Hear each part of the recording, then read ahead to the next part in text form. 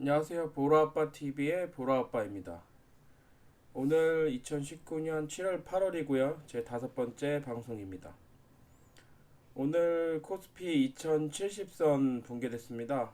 그리고 코스닥 670선 붕괴됐고요. 선물에서 외국인이 7천억 가까이 팔았고요. 상해지수도 2.5포인트 하락했습니다. 환율은 1180원에서 82원 정도, 지금 장 이후에 1178원 정도에서 마감했습니다.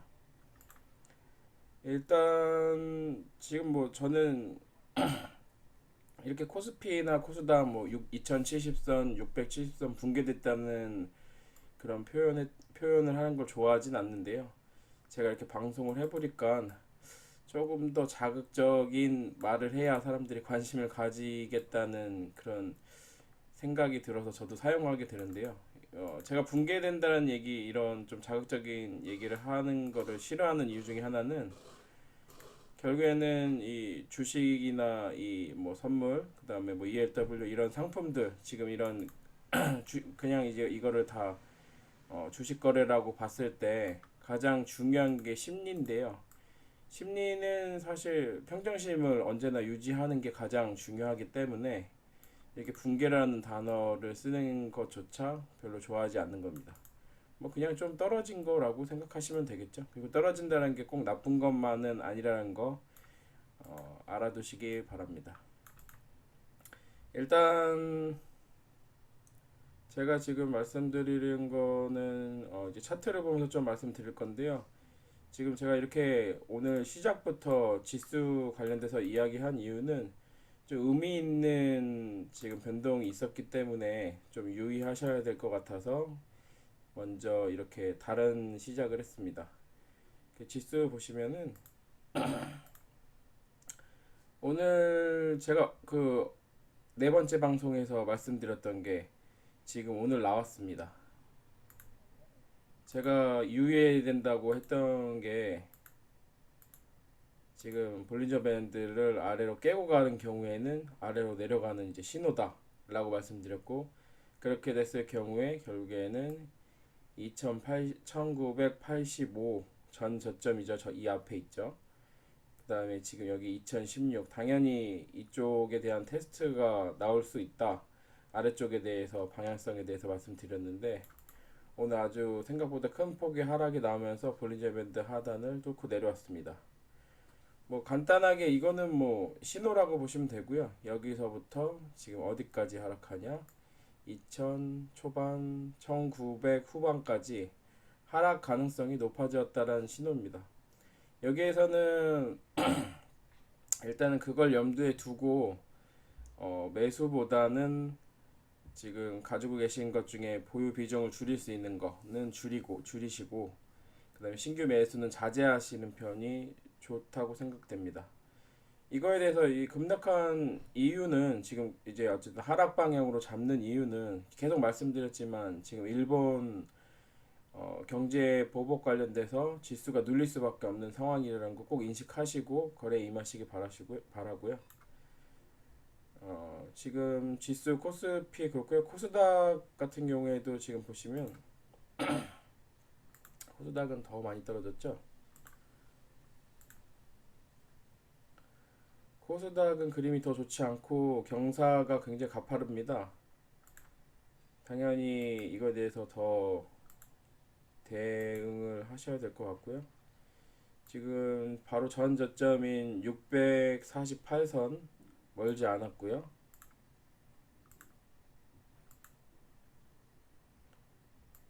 이전 저점이 617입니다.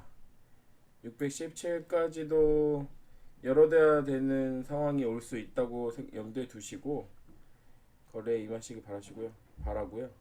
코스닥 같은 경우에는 지금 바이오가 아무래도 투심이 너무 이제 좀 붕괴됐기 때문에 좀 이제 시간이 걸릴 거로 보여집니다. 하지만 이제 저는 코스닥은 사실 잘 보지 않아서, 이 코스닥을 제가 지수로 거래하지는 않아서 이거에 대해서 제가 아주 뭐 확신에 차서 말씀은 드릴 수 없는데, 코스닥하고 코스피의 관계를 보면 보통 코스피가 만약에 움직일 때는 코스닥이 좀 못 움직이고, 그 이후에 코스닥에 따라서 움직일 때는 코스피가 좀 저조하고, 돈이 왔다 갔다 하는 이제 순환적인 성격을 가지는 경우가 있으니까요. 염두에 두시고 거래하시기 바랍니다. 오늘 선물 외국인 지금 투자 볼 건데요. 외국인이 금액적으로 보면 5,300억 정도네요. 장 막판에 조금 더 담았나 봅니다. 그래서 5,300억 매도고요. 이 정도 양이면은 뭐 아주 큰 양은 아닙니다. 판 거에 비해서는 지수는 많이 떨어진 편이고요. 그만큼 투심이 좋지 않다는 얘기로 볼 수 있고요. 장 막판에 시장에서는 외국인이 매수로 전환했습니다. 외국인 플러스 18억 정도로 전환했고요. 지수 떨어진 거에 비해서는 외국인은 매수, 개인 뭐 지금 아까 말한 선물에서 결국에는 외국인이 5천억 정도 판 거랑 매수에 대한 심리가 안 좋기 때문에 지수가 더 많이 하락했다고 볼 수 있겠습니다. 지수 방어되는 게 지금 없이 뭐 종목으로 봤을 때 아주 많이 떨어졌기 때문에, 예. 그리고 제가 지금 시간이 11시 30분인데 야간 선물 보시면은 나스닥이 0.71포인트 정도 지금 조정받고 있고요. 전반적으로 좋지 않은 상황이긴 한데, 뭐 미국보다는 사실 지금 미국장에 눈이 안 가는 이유가, 우리가 지금 미국장 때문에 못 가는 게 아니라서 눈이 안 가는, 원래 같으면 지금 시간에 미국장이 가는지 안 가는지를 굉장히 유심히 관찰하겠지만, 지금은 뭐 미국장이 가고 안 가고 중요한 게 아닙니다. 우리는 지금 완전 디커플링으로 아래로 가고 있기 때문에요. 미국장 오늘 5일선 아래에서 조정받고 있는데요. 뭐 이거는 어차피 장 끝까지 봐야 됩니다. 5일선 아래에서 끝날지 아니면 회복해서 위로 올라갈지, 그거는 뭐 장담할 수 있는 일이 아니니까요. 끝나고 나서 판단해야 될 문제고요. 그리고 제가 말씀드렸던 그 첫 번째, 두 번째, 뭐 세 번째 방송 중간중간 말씀드릴게요. 우리 경제나 증시를 볼 때 가장 중요한 것 중에 하나가 결국에 환율입니다. 환율이 우려했던 대로 위로 올라가고 있습니다.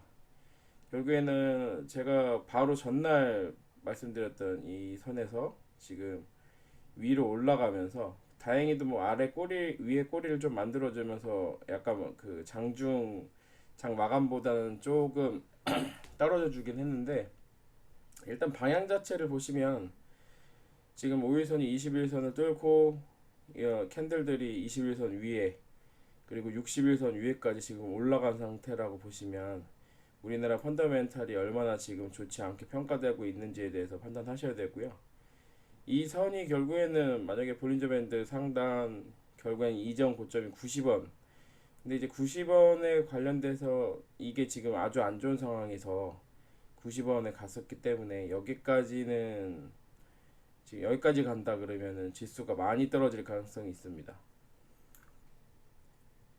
하지만 이제 제가 뒤에 말씀드리겠지만, 뭐 지금 봐서는 이 환율의 움직임은 제가 생각에 차지하더라도, 결국에는 제가 장기화에 대해서, 장기화되면 지금 제가 보기에 이 문제가 장기화되면 우리 경제 앞으로의 진짜 뭐 지금 몇 개월 뭐 1년 이런 문제가 아니라 앞으로의 비전에 대해서 전체적으로 흔들리기 때문에, 뭐 아주 아예 예측 자체나 계산 자체가 안 되는데요.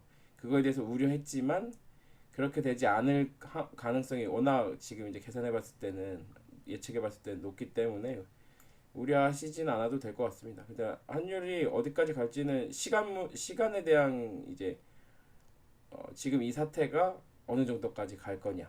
근데 이제 제가 봤을 때 길게 가지 않을 거, 뭐 7월 18일, 7월 22일 이후에는 터닝 포인트가 생기리라고 보기 때문에, 그거에 대해서는 정확하게 이 환율 가격으로 예측하기보다는 시간이나 사건으로 보시는 게 더 맞을 것 같습니다. 이거는 일단 계속 추적 관찰하기로 하고요.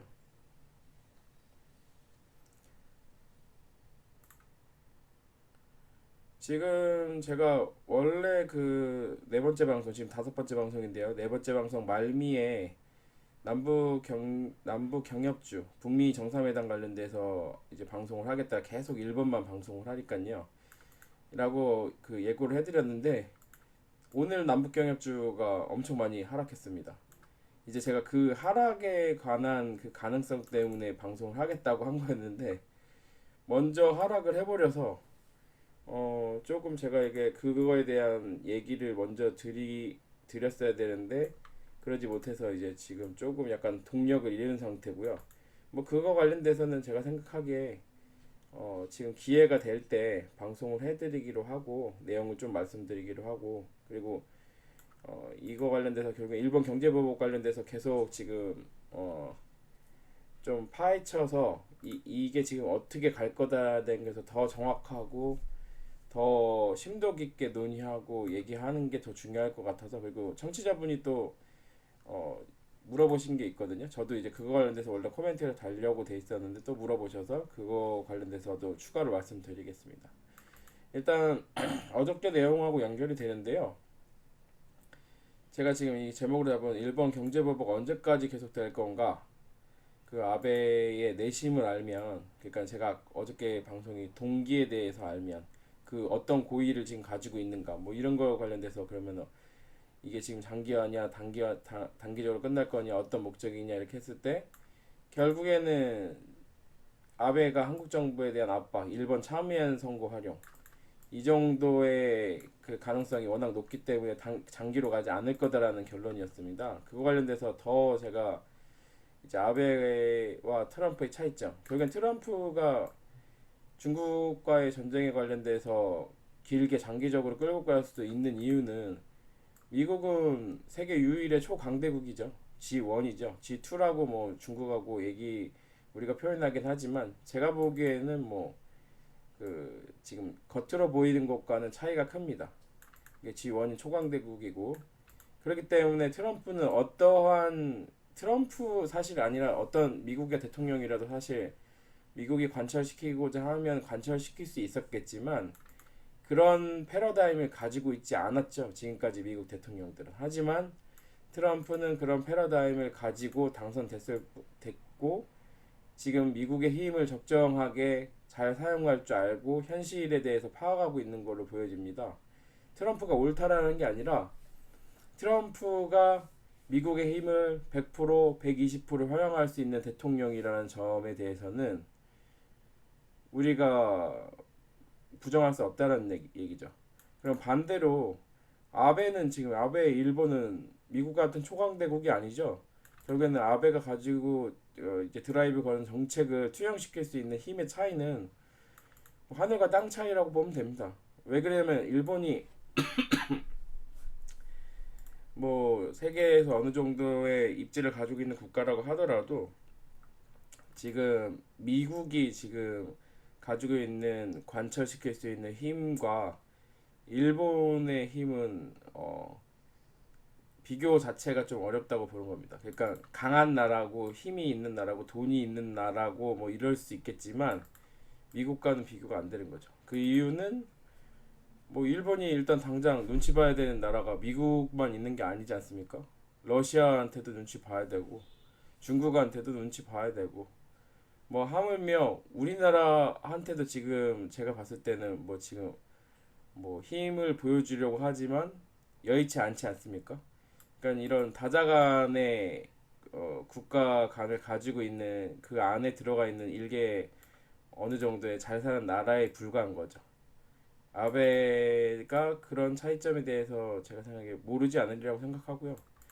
그 두 번째는 아까 말씀드렸던 것 중에 트럼프가 가지고 있는 확고한 신념, 제가 이제 패러다임이라고 표현했는데요. 그런 패러다임에 대한 거가 뭐 단시간에 나타난 게 아닌 걸로 지금 이제 사람들이 얘기하고 뭐 공부가 되고 있잖아요. 그러니까 트럼프가 예전 젊었을 때부터 생각했던 거를, 그 패러다임이 그 정말 확고하고 더 강해져서 그런 신념을 바탕으로 지금 강력한 드라이브가 걸어진다라고 생각을 할 수 있는데요. 아베는 그에 비해서 젊었을 때 이제 잠깐 이제 그 총리를 했을 때가 있었는데 그때 9개월 만에 실각을 했죠. 근데 그때는 친한파였습니다. 그리고 그 지금 아베의 그런 모습들을 보면은 이제 현충원에 뭐 참배하고 이런 사진들이 있거든요.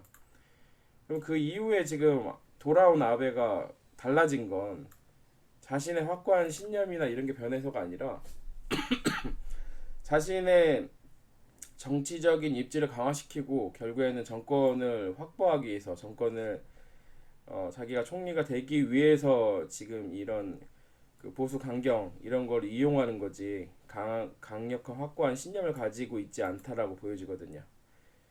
그게 이제 트럼프하고 차이점이고요. 이거 굉장히 중요합니다. 어떤 생각을 가지고 있느냐.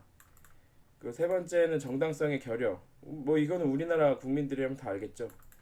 지금 우리가 잘못한 게 없어요.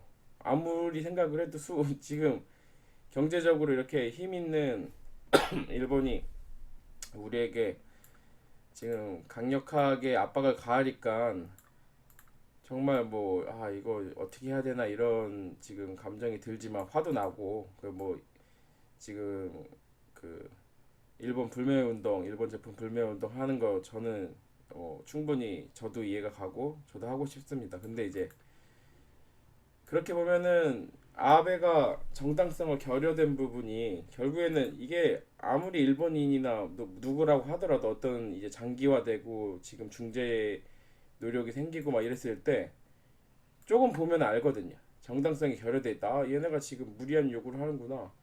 얘네가 지금 틀렸구나. 이 제3자 입장에서 그렇게 뭐 그런 목적을 가지고 장기적으로 아주 뭐 첨예한 갈등을 끌어가기에는 아무래도 부족하다라는 그런 게 있고요.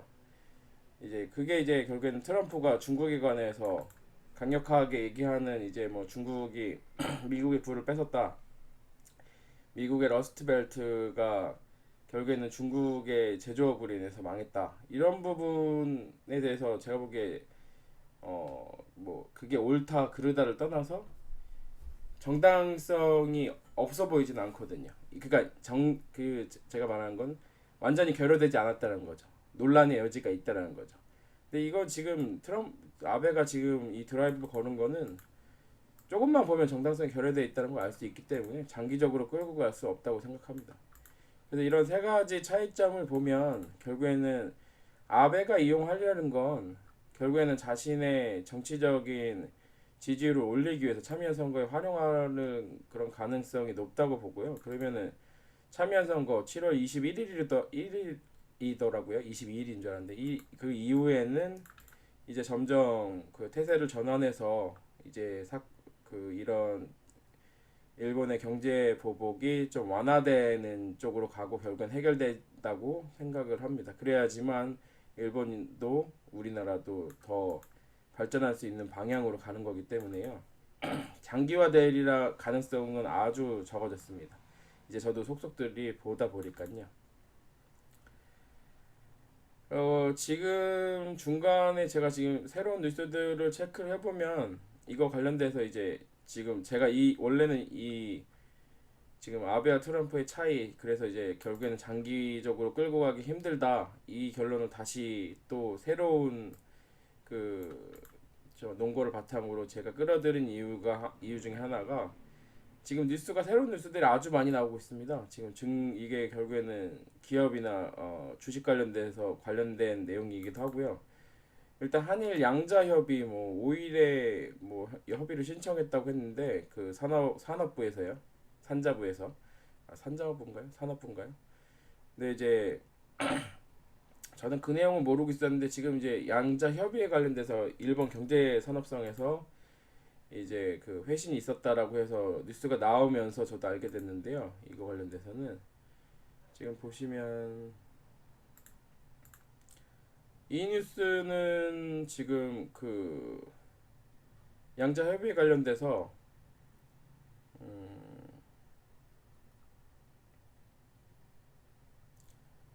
산업통상자원부 관계자는 양국 간 해서 뭐 방안 구체 의제 등 양국 만남의 시기 등 방안을 조율 중이다라고 이 기사가 나왔는데요. 이게 지금 MBN이고요. 이게 지금 나온 시간이 7시 30분입니다. 근데 또 반면에 다른 신문사 이투데이에서 오늘 7시에 나온 건데요. 여기에서는 또 첫 번째 회신 내용이 한국 측의 기대에 못 미쳤다. 지금으로선 협의에 응할 수 없다. 논의 시기도 정할 수 없다. 이런 내용인 것으로 알려졌다. 해서 지금 세종에서 박종화 기자가 이제 올린 건데 이투데이 내용이 지금 상반됩니다. 같은 건데. 그리고 이거 관련돼서 이제 긍정적인 거 조율 중이다라는 게 좀 그런 이 기사 내용이 많고요. 그리고 이거 지금 일본 경제산업성과 일본 대사의 진전된 안을 가져와야 된다는 기사가 막 섞여 있습니다. 그래서 지금의 특징으로 보면 지금 일본 이번 경제보복 관련돼서 특징으로 보면 기사들이 막 같은 내용에 대해서 상반된 내용들이 막 올라오고 그거에 대해서 뭐 제가 봤을 때 진위 여부를 가리지 않고 뭐 계속 지나가고 있거든요. 무슨 얘기냐 하면은 지금 여러 주체들이 어떤 목적을 가지고 서로 다른 얘기를 하는 거라고 볼 수 있습니다. 같은 사건에 대해서. 그러니까 지금 지금 일본 경제보복 관련돼서 각 주체들, 정부, 기업, 뭐 개인, 뭐 그런 주체들이 각자 이익이 대립되는 거죠. 그래서 자기가 사용할 수 있는 주체 뭐 이런 기사나 이런 데다가 자신의 입장에 맞게 지금 정보들이 나오는 것 같다라는 이제 생각을 지울 수가 없는데요. 일단 저는 이렇습니다. 이게 지금 이렇게 정보들이 그, 상반될 때는 가장 큰 원칙이 가장 중요하다고 생각합니다. 이런 뉴스 하나하나에 일희일비해서 팔았다 샀다 하면은 이제 그거는 가장 제가 보기에 독이고요. 무슨 얘기냐면 이게 지금 7월 18일 제가 7월 18일이라고 얘기한 이유가 이제 뒤에 그 기사가 있는데요. 7월 18일 강제징용 중재위 답변 시한이라고 해서 지금 기사가 이게 지금 이 기사입니다. 일본 추가 조치 촉각 해서 징용 중재위 답변 시한이 18일 주목. 이 18일을 뭐 터닝 포인트로 해서 지금 어떤 답변, 어떤 입장 변화가 있느냐, 만약에 없으면 추가 보복 단행하겠다. 이게 터닝 포인트가 될 수 있다는 이제 기사가 있고요. 지금 얘기가. 그리고 제가 말씀드린 21일 참의원 선거가 결국에는 참의원 선거에서가 지나면 아베는 더 이상 자신의 더 큰 목적이 없어질 가능성이 큽니다. 제가 보기에. 그러면 아무래도 지금 더 이상 이런 갈등이나 이런 걸 유지할 이유가 없고 그러면 점점 태세를 전환할 가능성이 높다고 보여지거든요. 결국에는 18일 또는 21일 이 전까지는 그럼 반대로 얘기하면 갈등을 고조시키거나 갈등을 유지해야 된다는 얘기입니다. 이 참여 선거에 활용하기 위해서는요. 그러면은 결국에는 제가 말씀드리고 싶은 건 많은 뉴스가 나오겠지만 한일 양자 협의 이거 관련돼서 뭐 긍정적이다 우리 정부 입장이라고 보여지거든요. 하지만 제가 보기에 되지 않을 가능성이 높다고 봅니다. 그러니까 진행하지 않고 흐지부지하거나 만약에 된다고 하더라도 제가 보기에 진전이 없겠죠. 그러니까 이게 제가 어떤 뭐 의원뿐만 아니라 결국에는 자기가 확고한 원리 원칙이나 공부를 해서 이게 지금 어떻게 돌아가는 거다, 어떤 게 핵심 포인트다라는 걸 짚고 있지 않으면 작은 뉴스에 그 상반된 뉴스에 의해서 일희일비하게 돼 있습니다. 이거 그 투심이 무너져서 팔았다가 이 뉴스가 가짜였네. 다시 샀다가 이렇게 해서 성공할 수 있는 사람이 있겠습니까? 우리 주식시장에. 근데 이제 제가 지금 말씀드리는 건 이러한 그 뉴스나 이런 것들이 아까 경제 주체들이 각기 다른 이익을 위해서 자신의 이익을 위해서 자신의 입장이 반영된 그 기사들을 내기 때문에 신뢰성이 이제 떨어지는 거죠. 그거에 대해서 그리고 원래 같았으면 정상적인 시장 그 원리가 시장 원리가 아니죠. 이제 그 심판이 있다면 만약에 이 게임에서 그러면은 벌을 해야 되는데 지금 없지 않습니까? 그리고 뭐 순식간에 지나가잖아요. 그렇기 때문에 여기에서 이런 정글에서 살아남기 위해서는 확고한 자신만의 신념. 그건 아까 전에 제가 말한 트럼프나 아베의 차이점과도 같습니다. 그런 자신의 신념. 근데 이런 확고한 신념이 생기려면 제가 보기 공부를 해야 돼요. 자기 스스로 이거에 대해서 알려고 노력하고 공부를 하고 스토리를 짜야지만 쉽게 흔들리지 않거든요. 그리고 지금 방송이 제가 잠시만요. 너무 길어지나? 25분이네요. 이게 지금 이재용 일본 현역사 해외법인 우회 타진 이 기사를 제가 뽑아놨었는데 시청자 TUMQ님이 요청하셨어요. 그 이제 일치하는 겁니다. 이재용 부회장이 일본 소재사들을 방문해 일본 내 공장이 아닌 해외 공장들을 통해 우회 수입처를 확보했다는데 일본은 일본 정부의 허가가 있어야 된다. 어떻게 생각하시나요? 이렇게 저한테 이제 그 댓글을 보내주셨거든요. 정말 댓글 매회 달아주셔서 너무 감사하고요. 이게 정말 힘이 됩니다. 근데 이제 제가 이거 앞에 말한 거랑 이제 관련이 있습니다. 결국에는 지금 어떤 기사에서는 우회 수입처를 확보했다고도 나오고 어떤 기사에서는 우회 수입처를 확보하는데 난항을 겪고 있다. 그러니까 지금 어떻게 보면 같은 기사를 다르게 지금 얘기하는 거죠. 결국에는 근데 이거 관련돼서 봐야 될 거는 제가 지금 이 앞에서 얘기한 것처럼 확고한 자기의 신념, 자기가 공부한 거에 대한 이 스토리를 짜져 있다면은 뭐가 진실인지는 알 수 있다고 생각합니다. 그러니까 뭐가 진실에 가까운지. 제가 보는 진실은 계속 말씀드렸지만 일본에 지금 목적이 있잖아요. 일본이 지금 정부 일본 정부가 삼성 반도체 소재 수출하는 거를 막으려고 그렇게 해서 우리한테 압박을 가해서 뭔가 지금 정치적인 이득이나 다른 이제 그 이득을 자신들이 얻으려고 하는 건데 우회 수입처를 확보하게 해주면 소개 목적을 이룰 수가 없죠. 그럼 그렇게 되면은 어떻게 할까요? 일본 만약에 소재사가 삼성의 압박, 이재용의 압박을 통해 압박으로 해외 법인에 있는 물량을 만약에 삼성한테 돌려준다면 일본 정부가 그 기업에 대해서 가만히 있을까요? 그거 조금만 생각해봐도 아는 거죠. 그리고 일본 정부뿐만 아니라 만약에 그런 행위는 제가 보기에 일본 내에서도 어떻게 보면 배신 행위죠. 배반 행위이기 때문에 굉장히 어렵다고 생각됩니다. 그러니까 저는 제가 중간에 일본 이제 이재용 회장이 일본에 출장 간 건에 관련돼서 이 말씀드렸던 이유가 지금 이 재고 확보하려고 갔다라는 게 제가 이해가 안 간다고 지금 얘기를 했잖아요. 그러니까 이 얘기 첫 번째는 이해가 안 가는 재고 확보를 위해서 갔다라는 거는 이해가 안 간다는 건 일본 내의 재고를 말한 겁니다. 그리고 두 번째는 우회 경로를 확보한다라는 얘기는 지금 해외 법인 이 기사와 일치하는 거고요. 예. 근데 그것조차도 제가 말씀드린 것처럼 이 두 번째 전부 2번 자체가 전부 다 좀 신빙성이 떨어진다, 가능성이 떨어진다고 말씀드렸잖아요.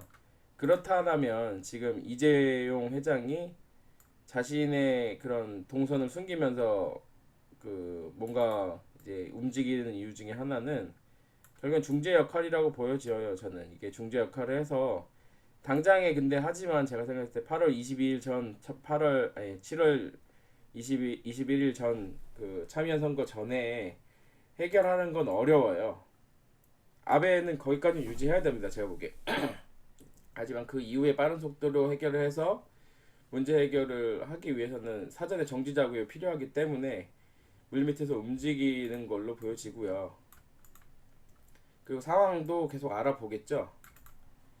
그리고 제가 뭐 이거는 지금 앞으로도 확인할 가능성이 없어 보이거든요. 저도 뭐 얘기하겠는데 이거는 뭔가 문제가 있는 거 아니냐 이 정도였는데 이것도 이제 제가 봤을 때는 좀 필요 없는 사족이었지 않나 싶은 생각은 있습니다.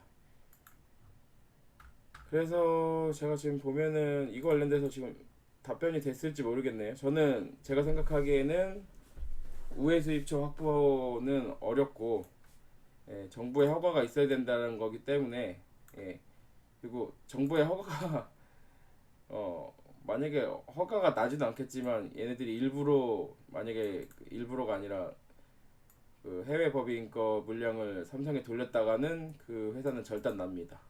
그거는 뭐 제가 생각하기에 사람 사는 게 사회가 다 비슷비슷하기 때문에 그거는 절대 안 되고요. 만약에 뭐 돈을 엄청나게 들여서 인수해서 뭐, 근데 인수를 작업을 그렇게 빨리 마무리할 수가 없는 상황이죠. 혹시 그 전에 있었는지 있을지 몰라도, 근데 이제 그렇게 됐을 경우에도 제가 보기에 이 가능성도 사실 없어요. 이거 인수합병 일본 정부에서 승인하겠어요? 어떻게든 맞겠죠. 그래서 삼성전자, 그리고 이제 이 마지막 이것도 기사인데, 삼성전자, 동진세미캠, 솔브레인, ENF 테크놀로지, 대체제, 테스트 착수. 이거는 이 세 개에 대해서는 개별적인 모멘텀이 될 수 있는 기사인데요.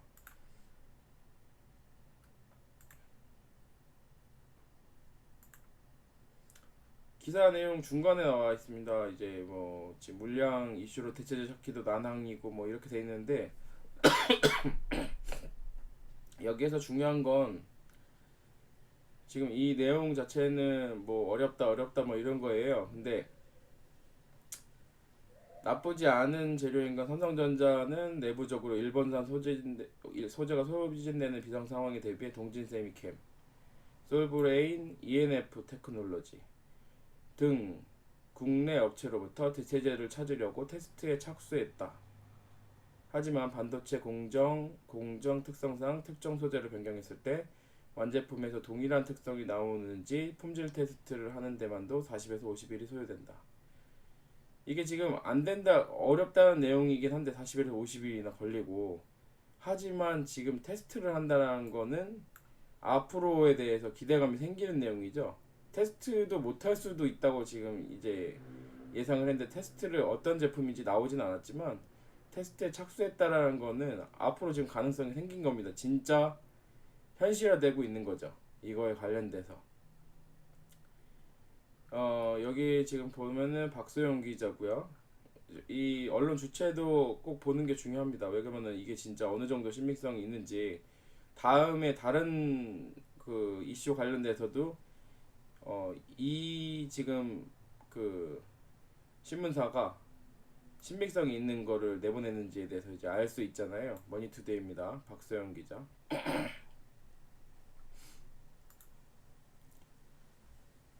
그래서 이거는 어저께 말했던 내용이고요. 그리고 제가 변경사항 7월 18일과 21일, 7월 21일과 7월 18일 꼭 중요하게 생각하셔야 되고, 제가 생각했을 때 7월 21일이 더 중요하다고 생각합니다. 이게 지나면 제가 보기 목적이 없어져요.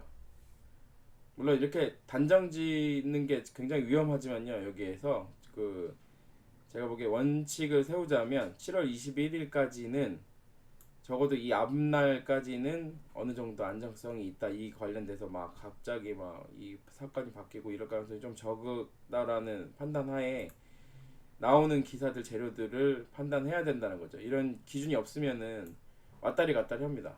마음이.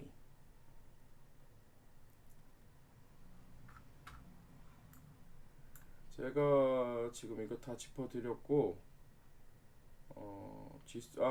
제가 지금 한 가지는, 결국에는 그러면 동진세미캠과 솔브레인 그리고 ENF 테크놀로지 한번 제가 차트만 해 봐드리고, 그리고 오늘 방송 마무리하겠습니다. 굉장히 길게 녹화되는 것 같아서 좀 부담이 되네요. 저도 어느 정도까지가, 좀 짧게 하는 게 낫겠죠. 근데 한 20분 30분 너무 길게 되면 듣는 분들이 너무 피곤하시니까. ENF 테크놀로지 지금 보면요, 오늘 봤을 때 지금 이거 제가 재료는 모르고요, 기술적인 것만 봐드리면, 오늘 볼린저 밴드 하단 일봉상 침범했다가 아래 꼬리 만들면서 위로 올라갔습니다. 음봉이었고요. 여기에서는 충분히 제가 생각했을 때 뭐 반등 가능성도 있어 보이고 하려면 할 수 있고 아래로 박을 수 있는 상황인데 재료가 있으니까는 올라갈 가능성을 염두에 둬야 될 것 같은데요. 이게 아래에서 워낙 높이 올라온 종목이라 지금 보시면 10월달에 9,000원대였는데 지금 23,000원 그리고 이 고점이 23,000원 지금이 19,950원 선이죠. 그래서 하지만 재료가 있으면은 갈 수 있습니다. 뭐 아주 높게는 아니더라도 그리고 만약에 진짜 재료가 연결이 된다면 삼성전자와 충분히 전 고점을 돌파할 수 있는 거죠. 내일에 지금 하루 이틀 뒤에 제가 보기에 반등이 가능하다 이거는 바로 내일 그거는 이제 제가 보기에 굉장히 코멘트 하기 힘들고요. 저도 제가 그거 알면은 죄송합니다. 일단은 내일 뭐 반등할 수 있는 가능성이 있어 보입니다.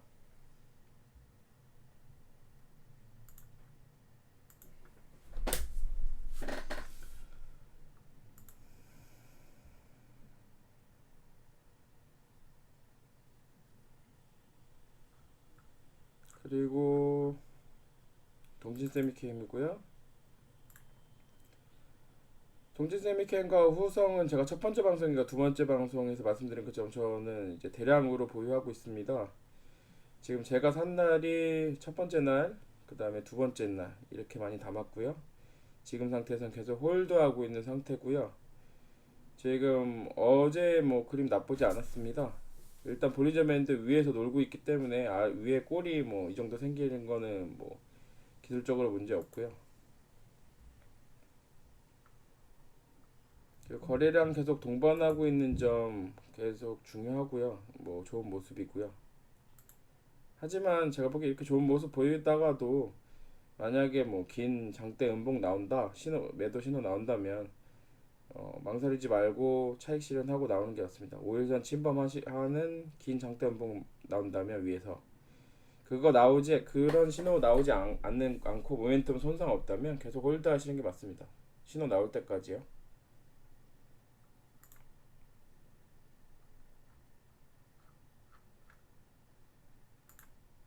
솔브레인 보겠습니다. 솔브레인 역시 아래쪽에서 계속 치고 올라왔고요. 이쪽 지금 볼리저 밴드 위에서 뭐 놀고 있는 거, 긴 꼬리 보이는 점 뭐 좋지 않지만요. 일단 볼리저 밴드 위에서 놀고 있다는 점에서 그리고 대량 거래에 동반하고 있다는 점에서 나쁘지 않고요. 재료 지금 제가 봤을 땐 재료라고 보거든요. 그뭐 테스트하고 있는 자체가요. 그러면 저는 거래에 들어오면서 이거 지금 제가 보기에 내일 변동성이 이 세 종목 다 클 가능성 꽤 많습니다.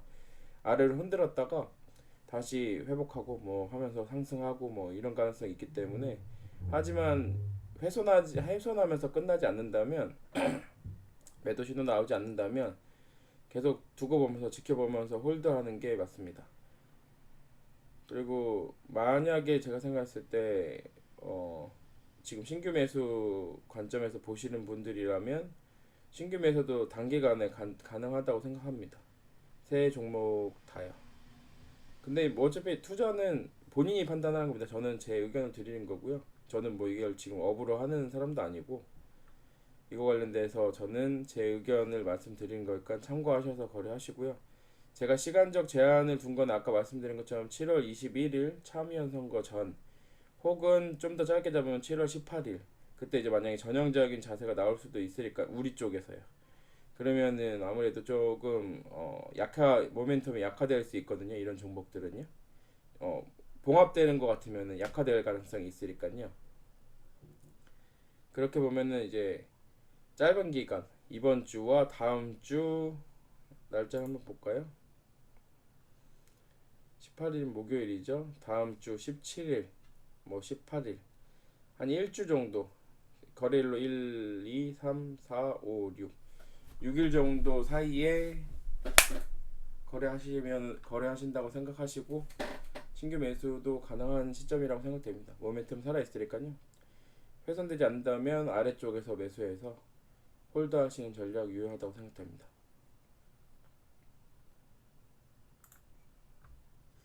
그리고 마지막으로 말씀드리면 이거 관련돼서 이런 식으로 거래를 하실 때는 욕심내시지 말고 비중 10% 이내에서 분할 매수로, 왜냐면 이게 지금 어떤 가격에서 매수해야 되고 내가 어떻게 가격을 맞춰야 돼 이거는 신도 모릅니다.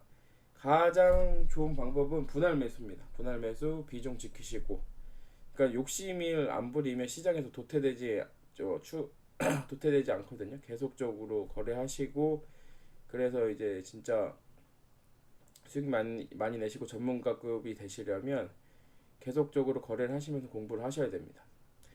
오늘 방송 마치겠습니다. 다음에 제가 북미 정상회담 관련돼서도 좀 코멘트를 하고요. 그리고 뭐 제가 지금 어떤 방향으로 하는 것, 제 개인에 대한 것도 좀 얘기를 해야 될 것 같고, 그다음에 저도 이게 방송 들어주시는 분들이 저한테 그렇게 지금 tumq 분처럼 그렇게 의견을 주시면 그런 방향으로 이제 저도 발전해 나가도록 하겠습니다. 구독과 좋아요 부탁드립니다. 코멘트 달아주세요.